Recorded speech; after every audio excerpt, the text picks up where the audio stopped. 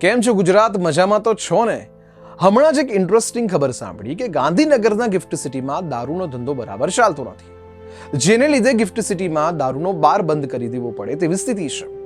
વાત એવી છે, ગિફ્ટ સિટીમાં દારૂની કિંમત વધારે છે, એટલે સસ્તો દારૂ પીવા ટેવાયેલા ગુજરાતીઓ ત્યાં આવતા નથી. આપણને બધાને ખબર જ છે ગુજરાતમાં દારૂની કિંમત શું છે. ખેર, 31મી ડિસેમ્બરથી ગિફ્ટ સિટીમાં શરૂ થયેલા બારમાંથી હજી સુધી દારૂની માત્ર 700 બોટલ વેચાઈ છે. 6 મહિનામાં 700 બોટલ એટલે રોજની માત્ર 4 બોટલોનો એવરેજ પડે.